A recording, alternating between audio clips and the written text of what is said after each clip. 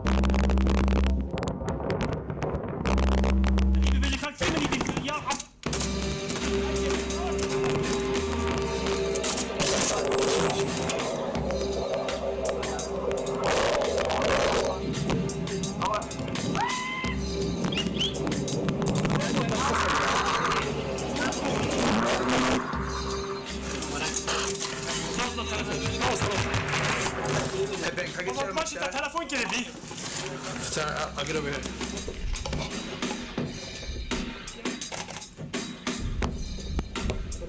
Oh, man.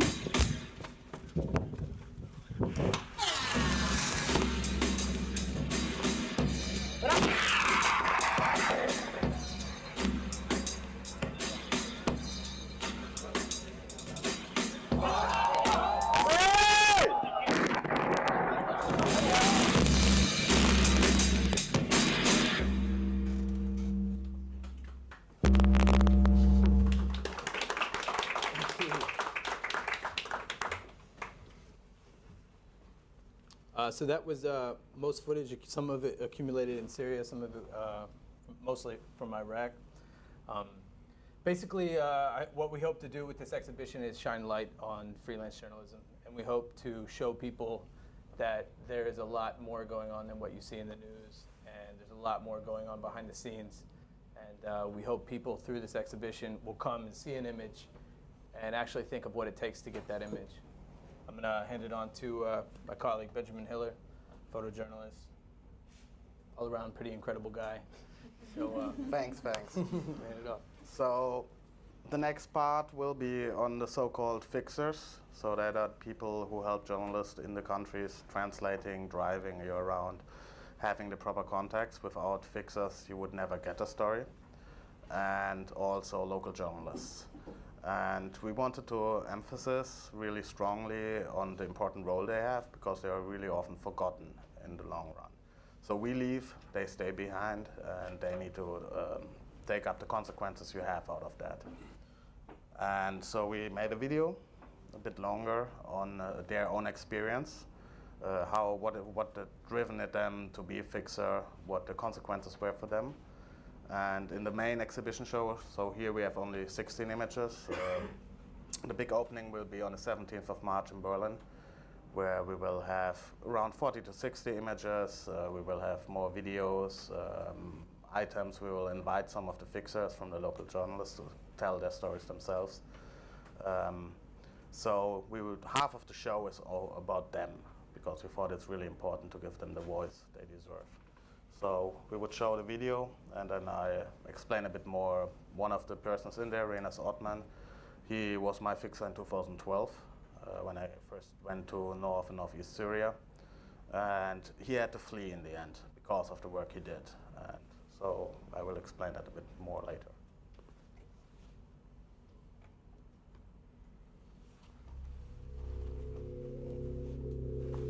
In the place where I come from, society was composed of three simple categories: the killer, the victim, and the bystander. What happened in the station today, they didn't ask the foreign journalists anything. All the questions were for me. I said, you are an Iraqi, and when you walking around with people, foreign people, you should be careful, but because anything happened to them, it's your blame. If they kidnapped, if they were shot, if anything happened to them, you're the one who's gonna be blamed, and it's possible to go to prison for life for this kind of action. So be careful. As a fixer, you have to give advice, geopolitics advice, because you came from the region, you know the political situation, you know what's going on the ground. So when you give them advice, that it should be considered as advice. It shouldn't be written in the report under the name of the fixer. Some of them, they did that. They could, everybody I worked with, I said, please, no photo, no name, nothing belongs to me, because I don't exist in your report. If I exist in your report, it's me, my family, friends, everybody would be in danger. At minimum, my life would be really in danger. And sadly, it's happened. My name is Rawant. I'm 23 years old. I live in Kurdistan region in northern Iraq. When I am not fixing, I study university. I study computer engineering. I started fixing when ISIS came to Iraq, and they took over Mosul, and they attacked some places near Erbil.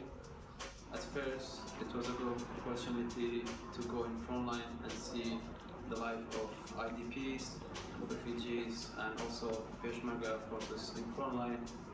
So that was a main experience. And also, as a student, I want to get money to live and to study at the same time.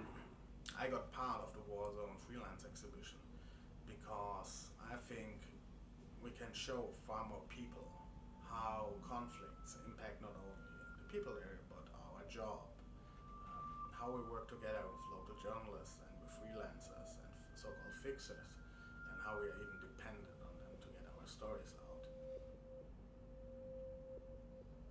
We were filming and doing our job, and suddenly we heard a yelling from the other building saying stop.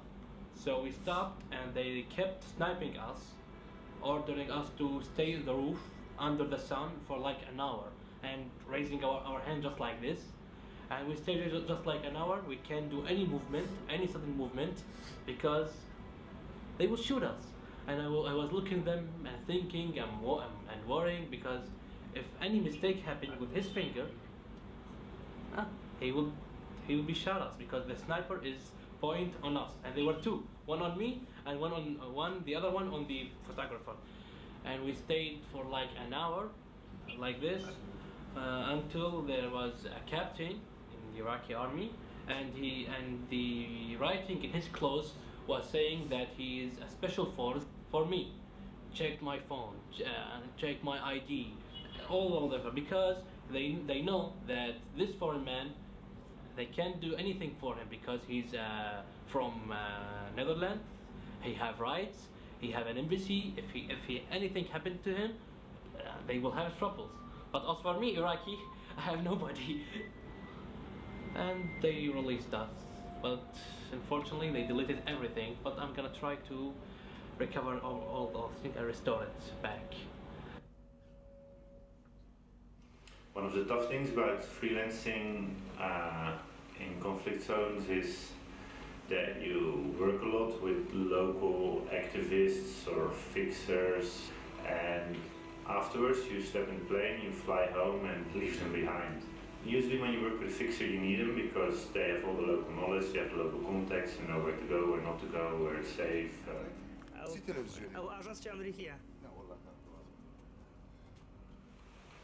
Sometimes you just have a normal working relationship, and at the end of a couple of days you say goodbye and that was it. But sometimes, especially when you go through situations that are super dangerous or extreme things happen, you really quickly get a bond with someone. For one time in Baghdad, I've been arrested with a fixer who got threatened a little bit by the local authorities, and then you know, okay, now my fixer has a problem, and in a couple of days or a week or however long, I will be in the plane flying home, and he will be there, and he might end up in jail or whatever things that they can do without any questions there. They can make people disappear without any problem. As fixer, we consider how to keep the journalists with you safe, and at the same time how to avoid. But the main consideration for me at that time was what is the best way to give the perfect report, full of truth, to show the reality in this case. I was getting often some SMS, calls from regions that they created me that I should stop, otherwise we do that and that and that. And the final creating, which was really the worst one, when they sent the soldier to my brother, and they asked my brother, okay, if Renas, he doesn't care about himself, he should care about his family. And that was the main reason actually I needed to leave the country and here.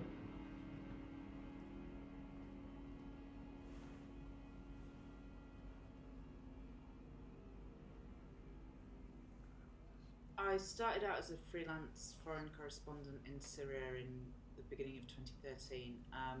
I've been working actually as a journalist already in television in the UK. There's just no way that journalists like me can work in conflict zones without local fixers. It's not even to do with language, you know, even if you can speak the language fluently, the reason why you need a fixer is partly for the local contacts, but a lot for safety and security. So certainly in Syria, it was just impossible. I mean, the amount, even in early 2013, the amount of different rebel groups and checkpoints that you had to pass through to go from the Turkish border to Aleppo, which is a journey that should take about an hour. You know, you needed a local fixer who had contacts with all those groups and could get you the right papers and knew how to sweet talk the different groups. So I remember there was one fixer I had who, whenever we were coming up to a checkpoint that he knew was run by a really Islamist group, he would stick Islamist music on the stereo because he was like, okay, this will just get us through, and if they ask, then you tell me you're my wife, okay. The other thing is they can also get into places that we can't get into. You know, even in the early days of the Syrian conflict, the first day I was in Aleppo was when I met Mulham Barakat, and I was obviously on the rebel-held side, and he had literally just come back from sneaking into the regime-held side of the city, which is a really dangerous thing for him to do. I mean, he could have been arrested very easily.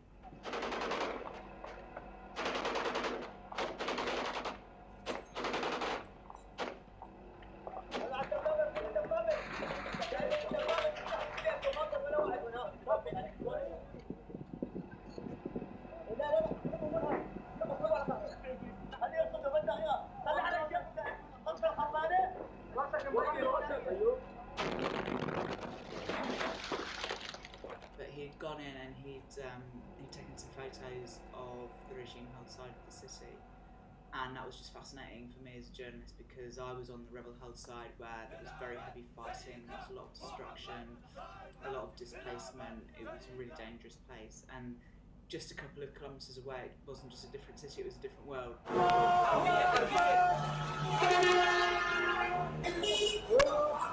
A Syrian photographer who took pictures for Reuters on a freelance basis has been killed while covering fighting in Aleppo, activists said. Mulham Barakat died on Friday as he took photographs of a battle over a hospital between rebels and forces loyal to President Bashar al-Assad. As well as covering the conflict, Barakat took pictures showing the life of ordinary Syrians in the divided city, which used to be Syria's commercial hub. The civil war in Syria has claimed the lives of well over 100,000 people since 2011 and driven millions into neighboring countries. When Mulham was killed, I was in Antakya, which is a Turkish town next to the Syrian border. That's where I was living at the time. It was the end of December. I remember it was really cold, and I was in the kitchen of my flat cooking dinner, and I got a message from my friend from Aleppo, and he just said Mulham's been killed. So I called him back, and he told me how it had happened. And at first, I was actually really angry with Mulham because the way he'd died, he'd been photographing the front line. He was working for a news agency at this point, and taking really, really good photos. They were appearing in massive newspapers all around the world. But he was on the front line of a battle at a hospital in Aleppo city, and he'd been standing on top of a tank, on top of a rebel tank to get a photo, and had been hit by a tank round either directly or by shrapnel. It killed him instantly. Just thinking, why did you do that? Why did you take that risk? And then when that subsided, I was just so sad that somebody so young and so talented, was killed so young. I mean, he was only 18 when he died.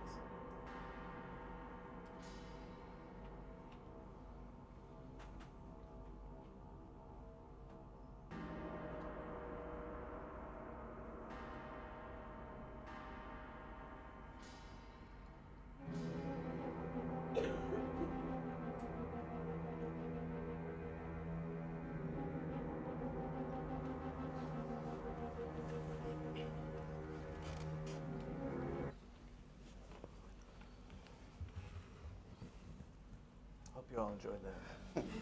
So I think the movie already brought over the point which we really want to make on the importance on local journalists and fixers and what kind of risks they take, and that we are intertwined and we are dependent on each other.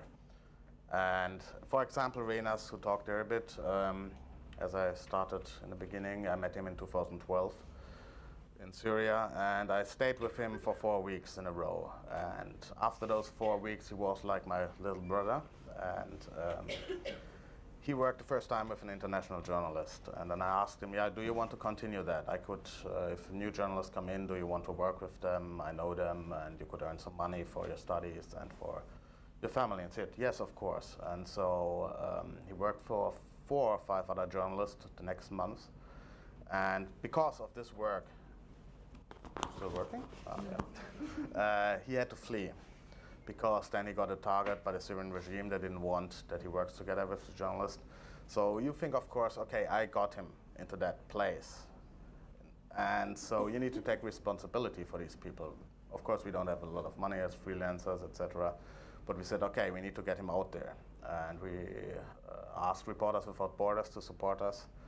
And he had first to flee to Iraq, but there he was still not safe. And then via Turkey, the normal route nowadays all the refugees take, he managed to get to Europe. And so we organized political asylum for him, that he can continue his study now in Germany. And that's the least thing you can do, I think, as a journalist for the fixers you leave behind.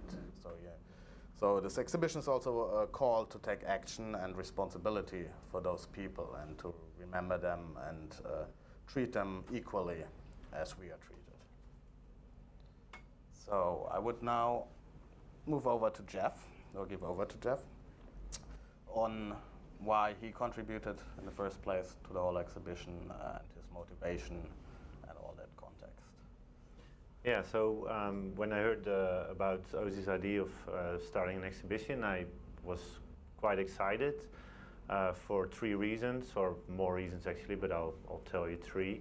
And the first one is that any chance to shine some light on what's going on in the Syrian area, and then especially the Kurdish territory for that doesn't have to do with how sexy the female fighters are, but goes a little bit more further than that. I really welcome, because I feel strongly about what's going on there. And then especially when it comes to the Kurds, even though they are not blameless in the conflict or anything like that, they also do some things that shouldn't be done. But they have been screwed by the international community so often, and they've had so many genocides, that any chance to shine a light on that I really welcome. So that's why there's a lot of photos from me that have to do with that. The second reason is what Ben just said about fixers and local journalists. Basically, especially on the local journalist part, you see a byline with a name from an Arabic country. But apart from that, you never hear from these guys. You never know who is this. You never hear them speak on the radio. They never appear in a talk show. They're basically ghosts with a name and a beautiful photo or a nice video. So yeah, an opportunity to show more about them and what's going on in their world. The people who cannot leave, who cannot fly out, the fixers, the local journalists, I think they deserve a lot more attention.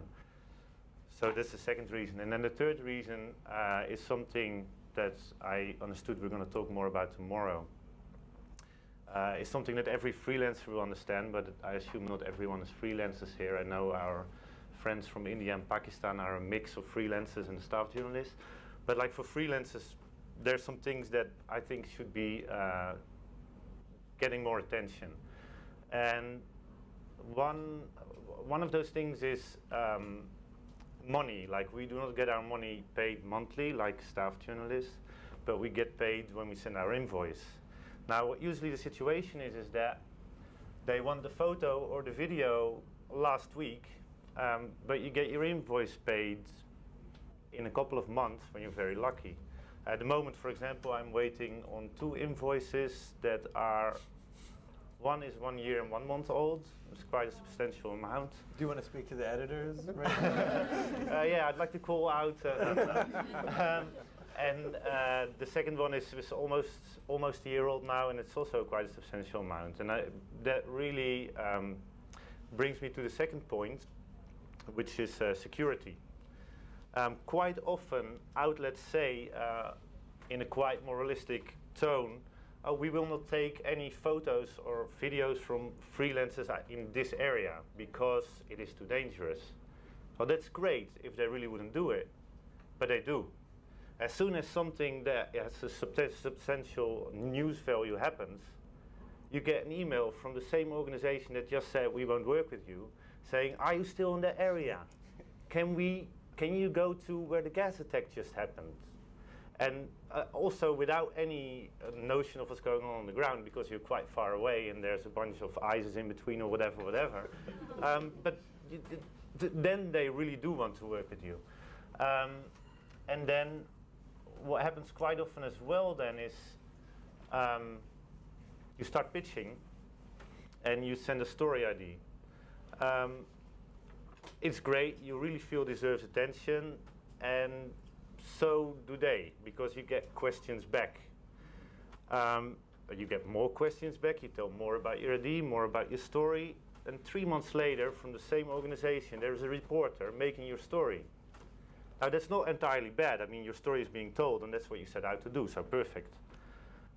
But then it doesn't really go in depth, and it's a story like females are sexy and fighting on the front lines. And you're like, this is not what I meant when I sent you this idea. Now you stole it, and you turn it into something that is very shallow and meek. So yeah, some of those things, which the Frontline Freelance Register is an organization that represents freelancers. They've addressed the first issue of pay quite well. They're one of our supporters, which is really great. And they are working to resolve some issues that have to do with freelancing. And I think some of the issues I just told you really should be addressed, and there should be a solution. And if we can provoke a discussion or somehow come to an understanding about what is ethical and what is not ethical and what would be going rates and when they should be paid, then that would really help, I think, freelancing in general. Because as the media landscape is changing, there are more and more and more freelancers, staff, photographers, video journalists, reporters, everyone loses their jobs. But in the end, it's not to be taken advantage of, I would hope. So I think there needs to be discussion on this. So yeah, that's why I was very happy to contribute to Warzone Freelance. And then I'll give the word to Anne Elling. She's a writer and a reporter for Danish media and international media. And she's also quite a whiz on social media. She knows a lot about Instagram, something I'm not even on, which everyone tells me I should be. But she knows everything about how the whole new media works. And I guess the future we just talked about, she understands where we're going a little bit more than I do. But then, yeah, she's also a freelancer, so. Anne. Thank you. Thank you. Yes, my name is Anne, and I think my reason to become a part of this is a lot of it is exact same thing as Jeff says. I'm a little different from the gentleman since I'm not a photographer, but I'm a writer and a TV and radio reporter. But still, I'm a freelancer, and still I feel we're part of the same group. I used to live in Jerusalem. I lived in Jerusalem for 2 years and covered the Middle East from around there. And I started directly after university. Actually, I handed in my thesis yesterday because I got some years too late because I was busy being a freelancer.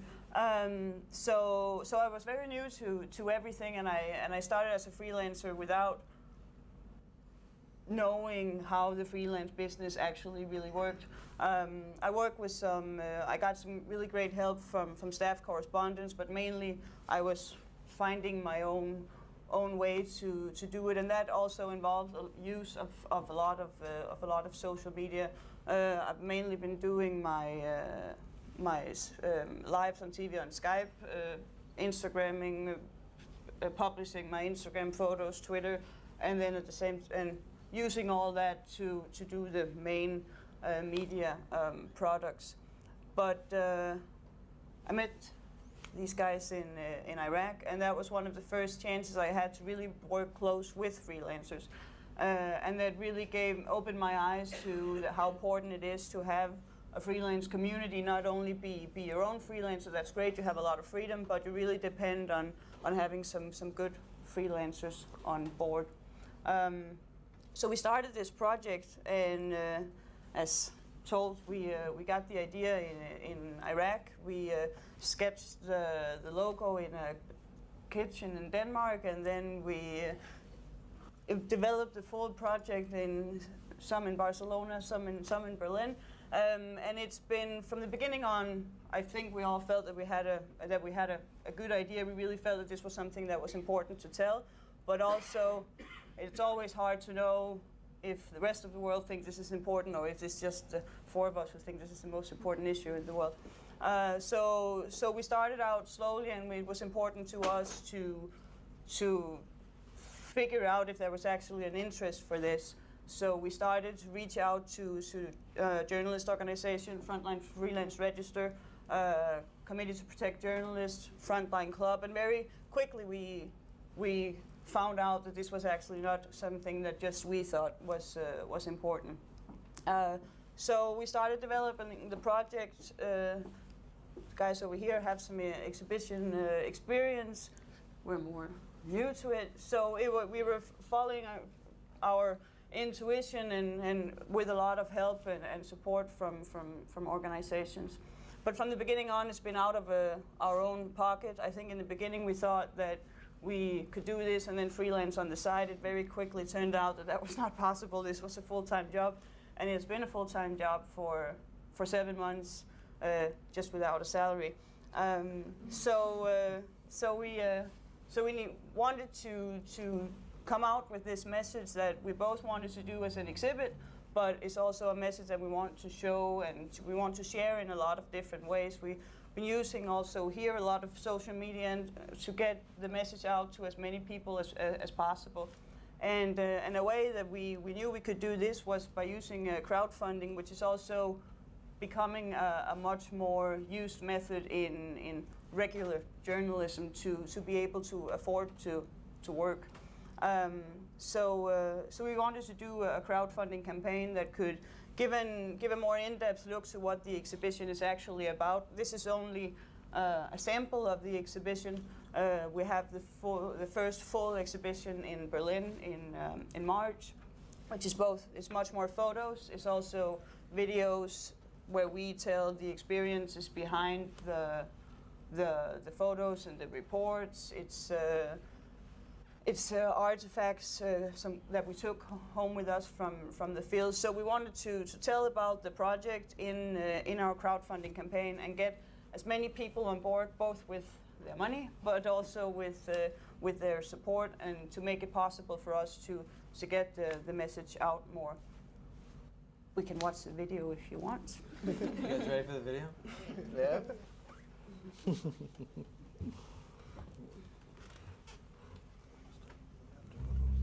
Warzone Freelance exhibition is made up by a team of international freelance journalists. Our 2016 tour will start at the Frontline Club in London, January 28th. To cover our expenses, we need your help. When you donate to the Warzone Freelance exhibition, you support the exposure of freelance journalists covering conflicts worldwide.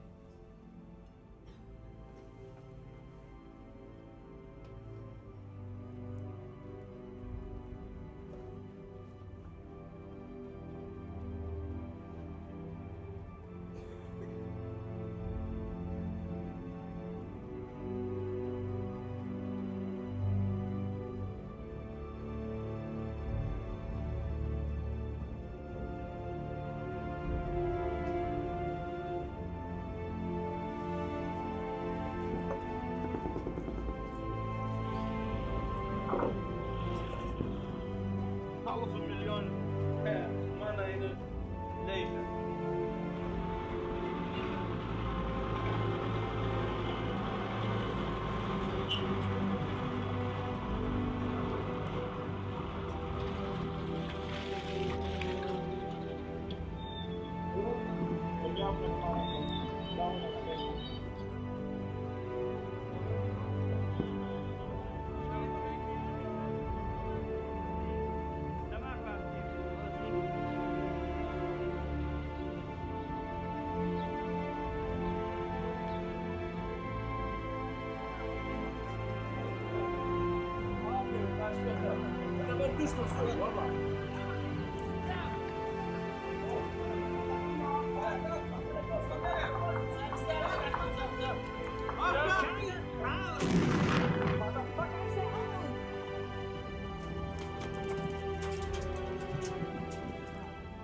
Freelancing gives you a certain kind of freedom which you don't have if you're a staff photographer, for example. You can choose which conflicts you want to cover. You can go again and again in these countries, even if after the conflict is finished. Journalists nowadays are targeted, specifically being in a war zone. And of course, if you get wounded or something bad happens to you, if you're a freelancer, you're mostly on your own. I'm very happy as a freelancer, and I would never trade the security of being a staff photographer for the freedom I have now. The money is absolutely not interesting because 2 days of commercial photography in the Netherlands usually make about as much as you would make in 2 weeks or a month in a conflict area. To me, I prefer freelancing than working with a publisher or a staff position. But you know, you look to these photographers when you first start, and you're like, man, I can't wait. One day I want a position like that. You know, to have a publication like Sunday Times or New York Times or whatever Times is out there backing you when you go to these places. Because when you go as a freelancer, you're going in alone, and you're really going in alone. The only thing you have is your freelance community, your colleagues, and sometimes those are even better than having a backing of a publication. They've experienced situations that you've gone through. You can understand each other. You could. I mean, I'm really grateful to have the colleagues I have, and I think a lot of them have probably saved my life in a lot of situations. As a freelance reporter, I've covered wars and conflicts in Gaza, Iraq, and Libya, and I've experienced what it's like to work at my own risk and my own expense. I'm proud to be part of a project that both provokes debate and also educates through our exhibits on the importance of freelance journalists covering war zones.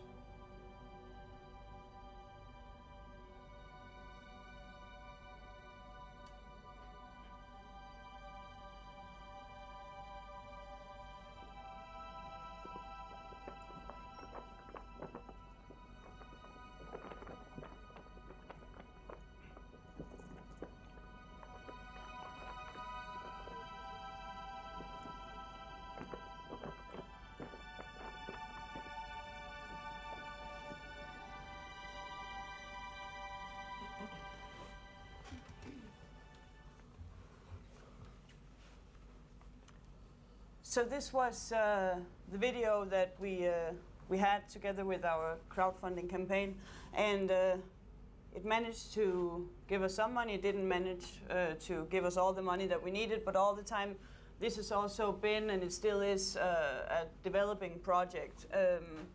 We're still, right now, we have our first full exhibition in Berlin in March. We have another one in April in Denmark.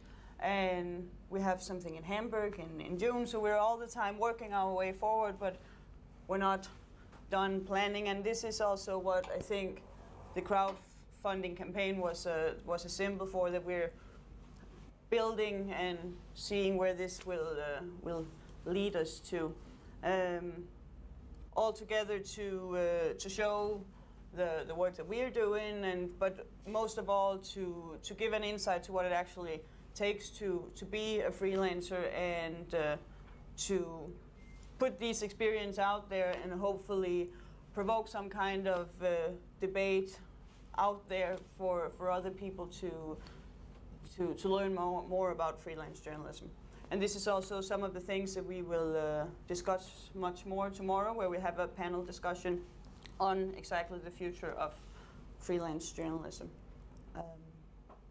But before that, maybe some Yeah, we'd like to open up the floor for any questions that you may have. Hello. Yeah. Thank you. I have 2 questions. The first is, how often were you scared, and how did you deal with that? And the second is, I know Anne spoke a little bit about this, but how did you get into the profession in the first place? Thank you. Is that for every one of us, or? Well, whoever would like to answer. Who wants to take this one? Who's scared? Who wants to? Who got scared? Me? Okay. Go for it. I have a microphone. I just looked at that one. Yeah, so of course you get scared. I think often it is like in the situation, like the 2 images in the back from Deir ez-Zor I took in 2013 in the southeast of Syria. The lower picture was where we suddenly had a chance at the first night. We didn't know it, so we went down to the cellar for an interview, and then suddenly Al-Qaeda Syria, Jabhat al-Nusra, was sitting in front of us and offering us an interview as first Western journalist. And so after 1.5 hours, you go out there, and then you leave after 2 days the city, and then you start thinking, oh, yeah, that was probably close. Like a few weeks later, the abduction started in Syria, and with colleagues gone missing or got killed. So you are of course scared, or if like a mortar shell lands near you, etc. Mostly you reflect on that probably later. In the moment, you're focused on taking photos and doing your job and the story. But then when you're a bit out and then like back at your base, you sit down and then it hits you. And I think it's really important to have this, for me, a certain kind of fear, because I think if you don't have the fear anymore, you will cross the line. That means you will go too far. You won't listen to your instincts anymore, and then you get killed. So I think fear is an important part to cope with it, to deal with it. So you need to function, of course, but you need to listen to it also. Yeah, I think everybody deals with fear differently. I think a lot of people use it. I mean, some people I think dig into it into a deep emotional way, and then other people use it, like Ben said, and also use it as a warning sign. Just like when you're happy, you're having a good time, you know, things are getting wild, maybe pop a beer, you know. So when a couple of mortars start flying and, you know, rounds start going by your head, it's I think it's a sign that it might be a good time to lay low, you know what I mean? So it's but there's also an emotional side to that too, and I think the processing of that sometimes obviously takes years, you know. So. And often I think it's something that you often realize how much it's actually affected you after you're done doing it, being there. Hi, I'm Omar, and I think there was some. Yeah, the second part was how did we get into journalism? You want to jump on that, Joe? Yeah, I used to work in Holland as a photographer, and I was at the Dutch government building, and there was a Kurdish family protesting in the beginning of the Syrian conflict, and they were asking attention for the Kurdish case, and I'd never heard about it, so I walked over to them, asked them questions, and that is how I got into freelance journalism. That was in 2012. Yeah, out of interest, and I believed them. Like, they told me their story and they said this needs more attention and no one is doing it, and I thought, well, I'm a photographer, why wouldn't I give it attention? And that's how it started and how I went in.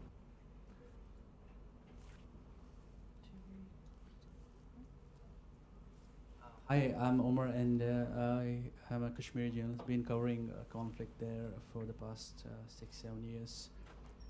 Just tell me, how do you overcome depression? Like, I've seen journalists in Kashmir like going into depression, you know, when they cover these stories, the kind of shots you have taken. So how do you like overcome it? And yeah. The last part I didn't understand. Yeah, I'm saying, like, when you take this kind of footage or this kind of interviews of people who are really being killed or bombed or, you know, suffering from wars, there is a tendency to go emotional and, you know, internalize this war. So how do you avoid this depression? There is a depression, and how do you avoid it? So, by the way, that's I apologize. No, that's a couple technical difficulties. We can get somebody to jump on this as soon as possible. Get some super glue or something. Yeah, but it shows our freelance dedication. This is where we are at. Should I jump? Yeah. For me, I think a really big anchor was or is my family and my sister.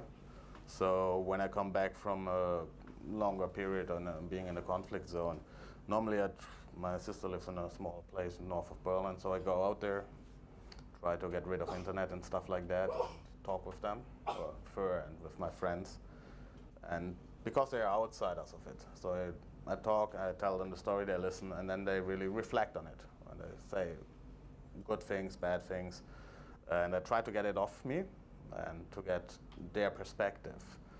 And then, of course, like the family, if they are really supportive of it, and say, yeah, you should do it, and we trust you, that helps you a lot. So I think a big thing is talking with people you can trust to get it off you. But of course, it has a long-term effect, and you sometimes, like, currently I'm banned from one country which I cover, Well, it has nothing to do with journalism, Ben.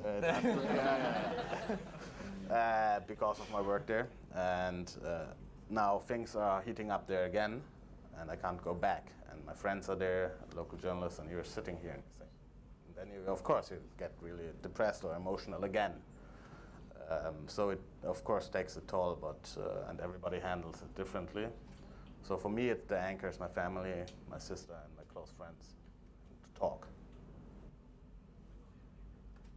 Yeah, I think also, as I said before, the importance of being with other journalists is really important for me. I've not been doing it that long. I've been freelancer for 3 years now, but still, I think for me, some of the most important people for me to talk about things is with other journalists, because I can come home and talk to my friends, my family, but they don't have the same experiences, and I don't blame them at all that there are things that they don't understand. So I think for me, the most important thing is to talk with someone who was there or have been in a similar situation, so it can be a more deeper discussion, and that there are things that I don't need to say and they don't need to say because we've been there and we understand. I think it's a really interesting when you come home after something like that, especially for the first time after you've come home after a couple years, you know, and you're used to, I mean, me and my mom, hey mom, pretty close, you know, like, and so we'd share stuff, you know, and I realized the first time I came back from Lebanon after working there for a while and getting into some pretty serious stuff that I was pretty intense when I came home. Really on edge, and I tried to like ignore it. I was like, oh no, this is just serious. There's a lot of things going on, you know. But in reality, I think I was really. I mean, you're so used to living in an area where anything can happen at any moment, you know, and your paranoia is out of the roof, you know, especially when you have no control over the situation. So most of it's just survival skills, you know, and if they're good, you're going to be paranoid. You know what I mean? So you come home and hang out at mommy's house, and it was a little weird the first time I came back after like 3 years in the Middle East. So, but yeah, you know, you eventually walk through it. You walk through it with people you care about, people you love, really, you know, and you trust, and go to some parties and kind of just, you know, take it easy and get some sleep. One of the issues you said that kind of motivated you to start the organization was the financial struggle. What are your ideas into, you know, bringing that kind of more to the forward, and also how are you going to cope with that, and what are your plans to kind of get? How are we going to cope with that? Well, like, what are you going to do? Well, like, what are you going to do to kind of, you know, better the situation and help you guys kind of fund freelancers around the world and stop deterring journalists from taking it on because of not getting paid regularly? Exactly. Anybody want to jump on that? I feel like that's it, you know, like we want to provoke debate on the fact that journalism, freelance journalism, is extremely important. And I feel like with the last 4 years, the word freelance has really come to light, you know, and it's an ancient craft, you know what I mean? Like it's not anything new, you know, like we're not trailblazing here, you know? So I think our goal for ourselves and for the rest of the freelance community is to bring it back into the light and show the importance of it. And obviously, editors and publications are aware of the importance, you know, but the people around them, you know, people who read the news, I think they need to see this firsthand. They need to see what it takes to take a photo, you know, the story behind the photo.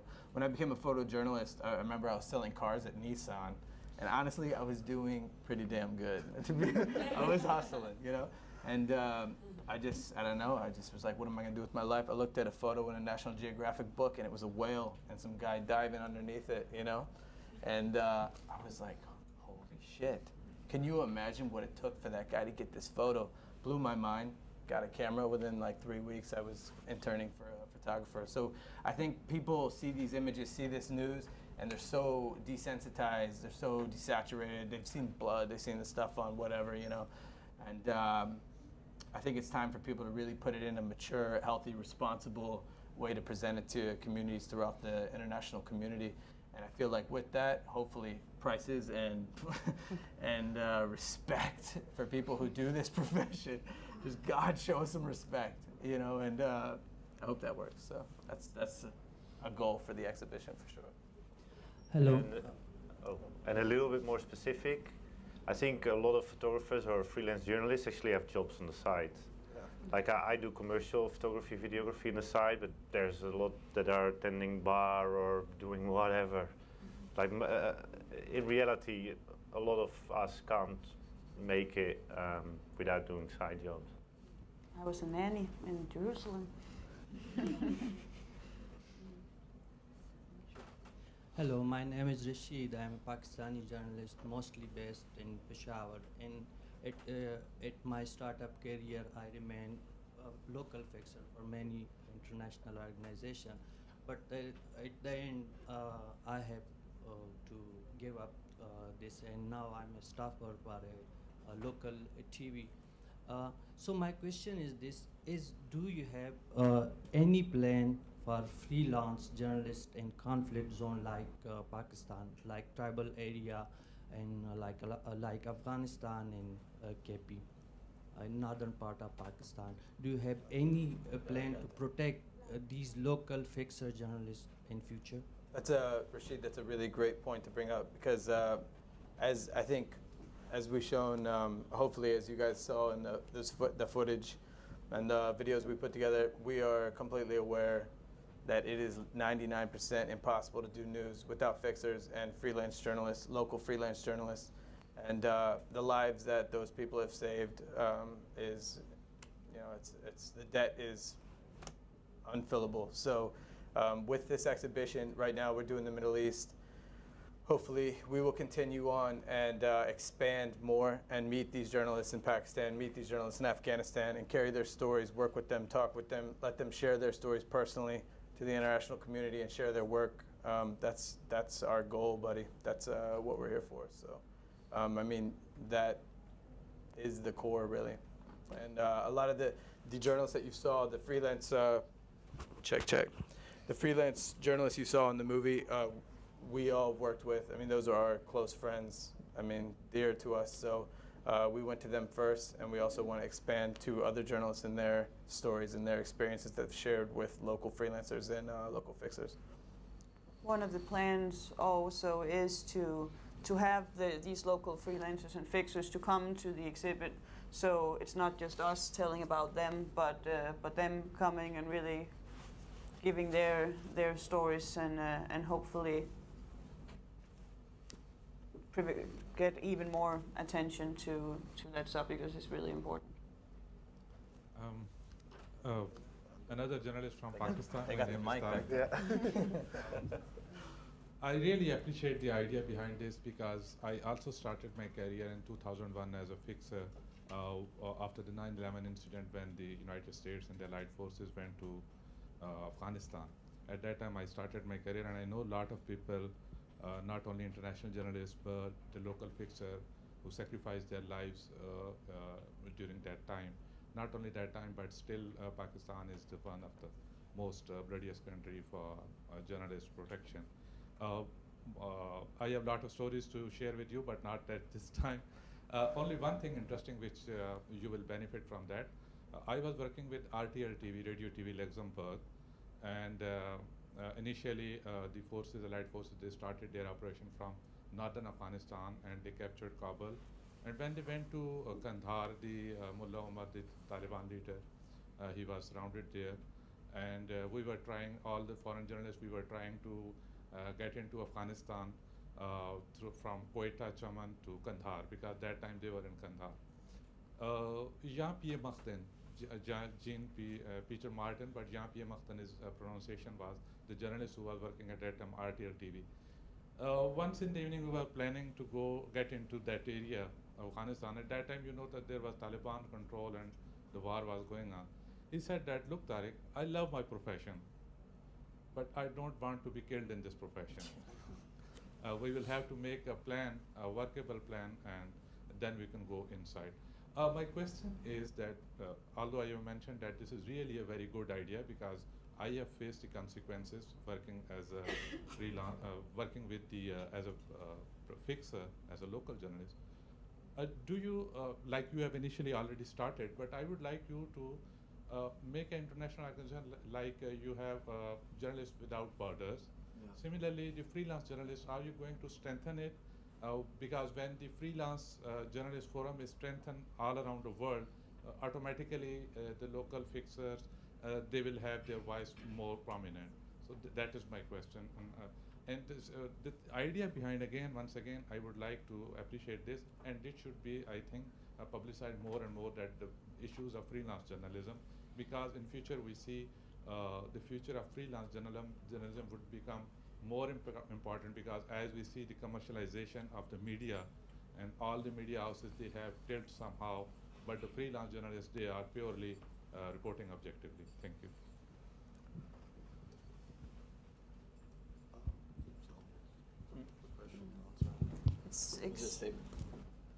Yeah, so of course, like the focus will be like to, or the idea is like to get forces together, like with Reporters Without Borders. But then there is like already the freelance frontline freelance register, which was founded. It's quite new. It needs to build up. So there are like organization movements. We with our exhibition, and we hope that that will get to a bigger international thing and will impact then, of course, like local freelancers and journalists. Because when frontline freelance register, everybody can organize. So every freelancer all around the world is not like only the Westerners. And there are a lot of local journalists already there, and then you try to help each other out for that. So it's starting, slowly, but it's starting, and then I hope it will grow bigger. I was gonna, will you be here tomorrow? Well, I hope to see you at the discussion, sir, because that's a really great question.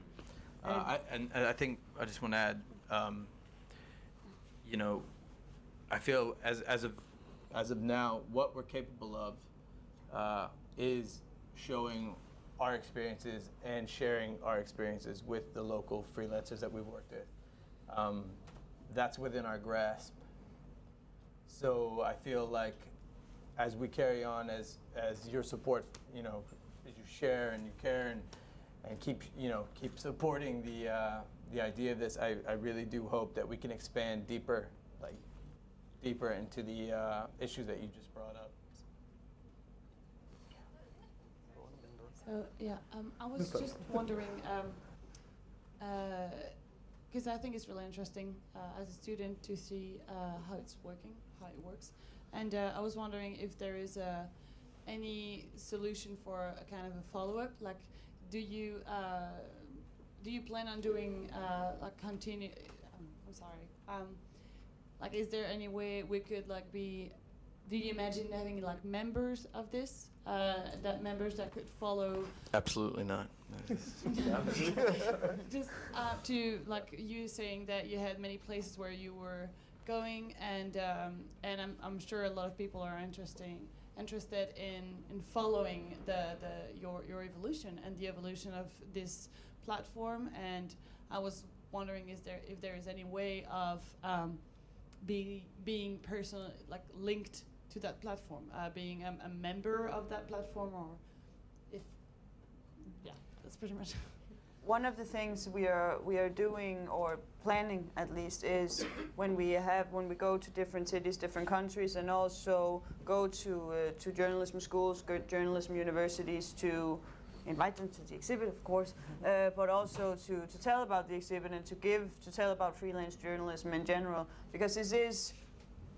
The exhibition is a good and different way to give an insight to the freelance journalism that we do in the media product. But there are many ways that we can talk about this, and one way is to talk to becoming students, and to talk to becoming journalists, talk to universities. So this is one of the things that we're planning. Also with the. Membership sounds great, because with membership comes what are they called? The dues. So no, but I feel like I said, what's within our grasp right now is in our hands. You know what I mean? Like what we'd like to do is definitely outside of the box, and every like I think she was going to hit on this as well, but every city we go, we would love to highlight a journalist from that area, from Berlin, from Amsterdam, from Copenhagen, from everywhere we go. We'd really like to pull in journalists from their local hub as well. So it's, you know, when we say locals, it's not just locals from, you know, Palestine or, you know, Lebanon. You know, it's everywhere, man, you know, and because they all make up this beautiful collection of journalists. So members, I don't know, but we are doing our best to eventually get to the place where we can highlight as many people who shared experiences like us and who have a story to tell as well. And then the bigger they get, like we've experienced in the past 7 months, that we are only us, and we do want to do a lot of work, so we will need help at some point. The question is how many we can get to do this on a as volunteer basis as we've been doing. We are, any help you guys would like to add, feel free to email us at. I was just really interested to, if I could ask you a couple of questions about your photos. I mean, Benjamin, those pictures of those Kurdish fighters, if you could just say something about the conversation you had with them before you took the picture, or Jeffrey. I mean, this picture, you know, 1 million pictures in that picture and all those little girls looking at you, and I'm just really curious about the conversations where you can have them with your subjects and how that goes, you know, the issue about consent and, but yeah, could you tell us a little bit about the story behind the photo? So Jeff, do you want to start with that one? Yeah. Okay, so that's the photo under the sort of almost model pose of the man with the Kalashnikovs. Very pretty, beautiful photo. But like right under there is a little bit. Okay, I was with a group of fighters from the Free Syrian Army, and we drove by a bakery, and there was a fighter from a faction called Jabhat al-Nusra, which is basically Al-Qaeda. And I asked the rebels that I was with if I could take a photo of him, because I can't communicate with him, I don't speak Arabic. So they went up to him. They were sort of having a truce at the moment, so they weren't fighting. There was a little moment of peace. And he said, yes, I could take a photo. And then at the moment I took the photo, I had no idea, but there's a white grenade hanging on his belt, or on his shirt. And that white grenade turned out to be proof of chemical weapons. So I was going through a news article, and there was a picture of this white grenade exploded, or not exploded but used, and it was supposed to be proof of the use of chemical weapons by Assad. And then I sent the people who were investigating the photo of my white grenade, which was the first one which was not used. And then it turned out that it could impossibly be a chemical weapon, because no fighter would be stupid enough to hang it off his belt and throw it with his hands, which basically disproved one of the first chemical weapons scares that there was in Syria, but in the end they found chemical weapons anyway. But that one wasn't one, and yeah, that photo helped prove that. So that's the story behind the photo. Oh yeah, and the guy is Abu Sayyaf, I think. He actually got defeated in the end by the Kurds. Shaved off his beard is their story, and run to Turkey, which is where many of those guys were hiding out back in that day, and apparently still, but I wouldn't know that. It's rumors. Yeah. Yeah, so I was actually with a colleague there, Carl Drott from Sweden. He's also here. And with 2 more colleagues, 1 more, Lydia here. And it was 2013, I think, yeah. So it was in northeast Syria. And it was, at that time, close at the front line with some Islamist groups they were fighting. It was not ISIS yet, but different groups. So after some arguments, we managed to drive out there, because first they didn't want to take us there out of risk and security issues. And yeah, it was really, really hot. And wearing vest, helmet, everything was hell.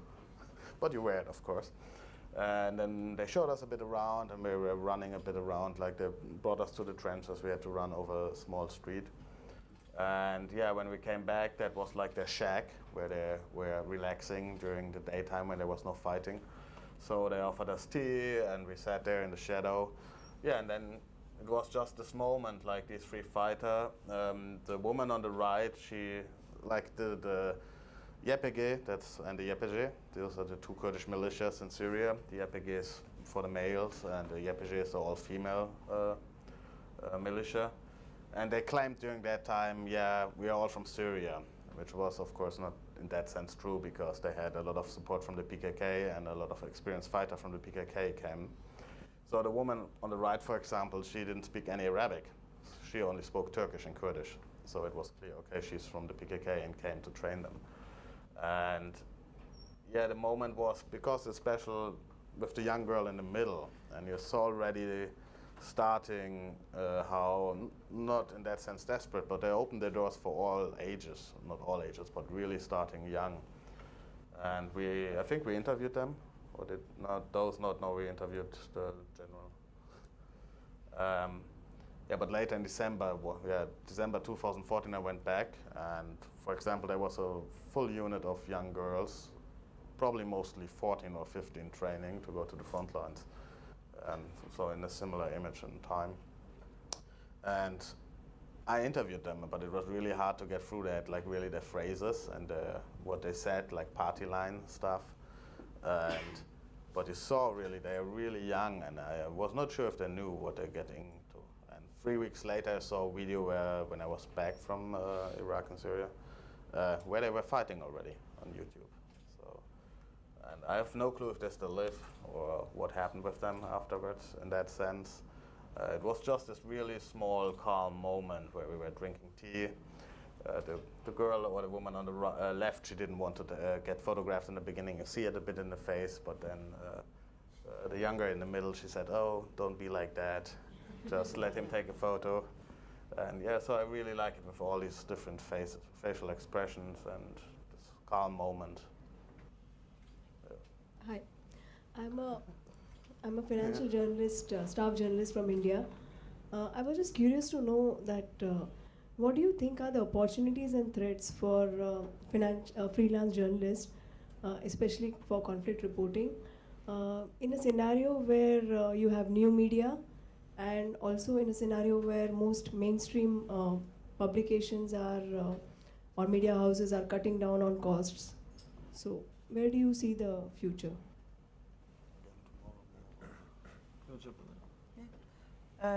I think, as I mentioned in the beginning, a lot of I did a lot of my work on my own, both TV, radio, and printing, and that was exactly possible because of the new media.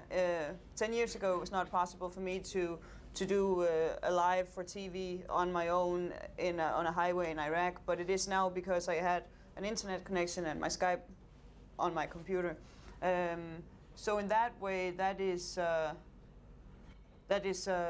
advantage for freelancers, because you actually are able to do the practices on your own. But it's also a huge challenge because of your safety, because of the finances as well. Because one thing is that you can do it, but can you afford to do it if you get $250 for a 3 pages article? Then maybe it won't work anyways. So I think that there needs to be. I think there is the new media is a great opportunity to actually be able to do a lot of things that you couldn't do 10 years ago. But the frame around it has to follow, and that it has to happen between the freelancer and the media.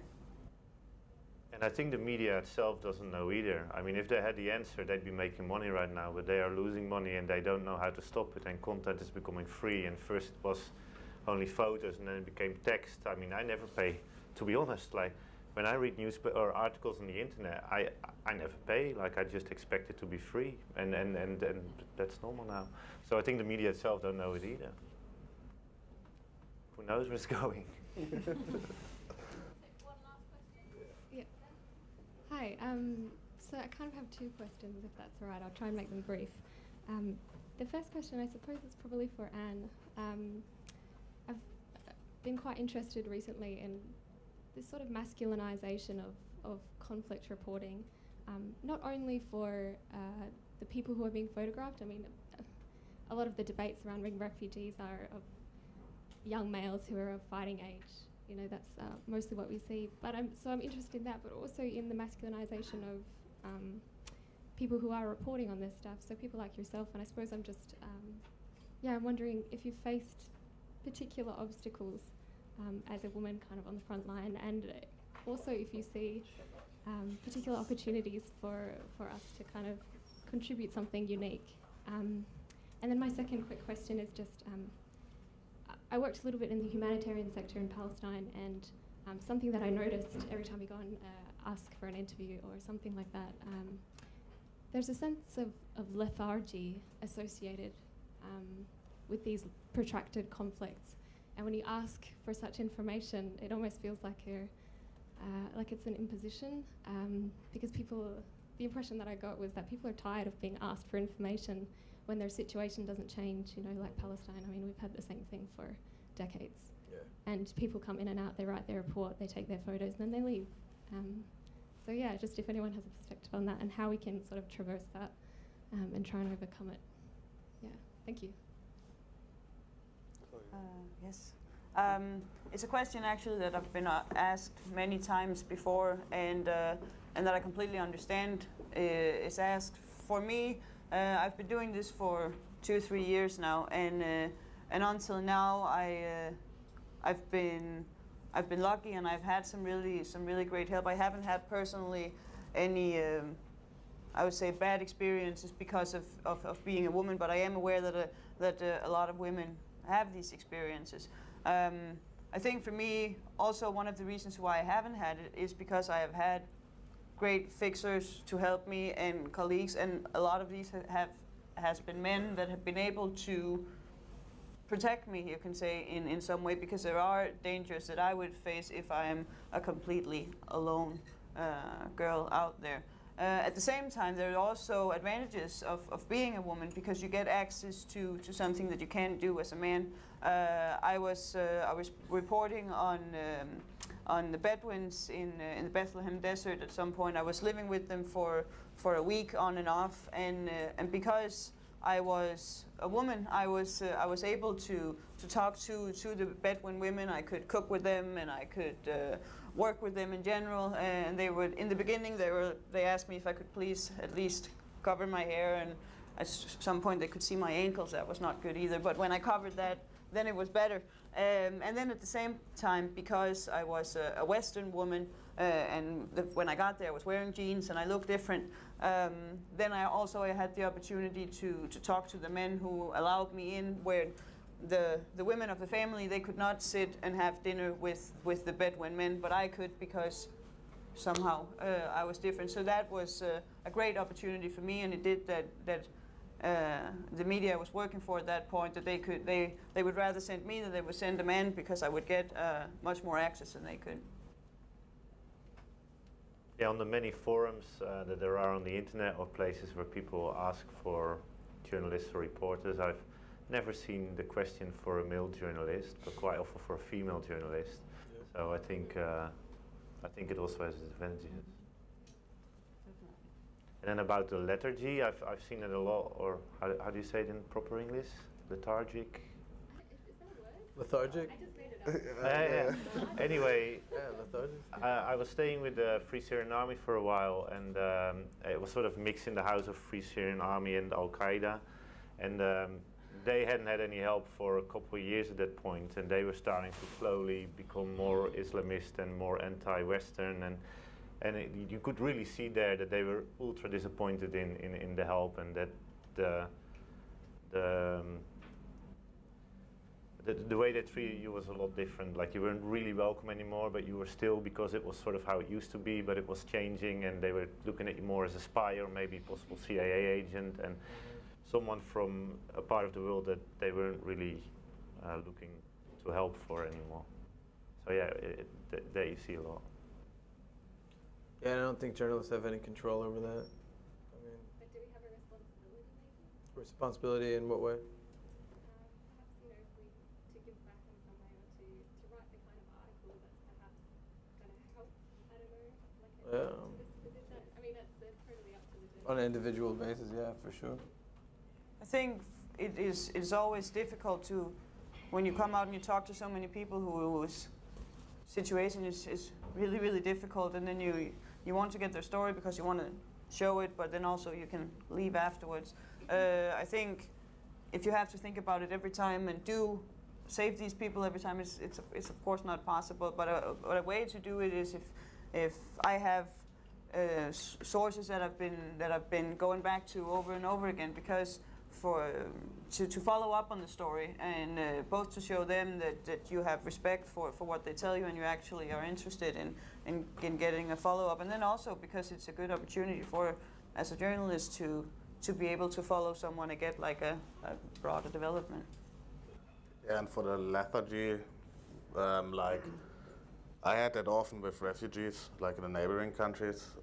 Of course, like in Iraq, when I interviewed Syrian Christians, and they said, "Oh, you are like the 20th journalist now, being in the camp, asking the same questions." They promise so much, nothing happens, and I make always clear, I can't promise anything. I don't promise anything. I tell them frankly from the beginning, before I interview them, I'm here, I'm a freelancer, I'm a reporter. I can try to get your story out, and hopefully somebody will take that up and do something. But I won't make promises. Like, there are, of course, people out there, or NGOs, or like or supporters, etc., who go sometimes in there and give worldwide promises for everything.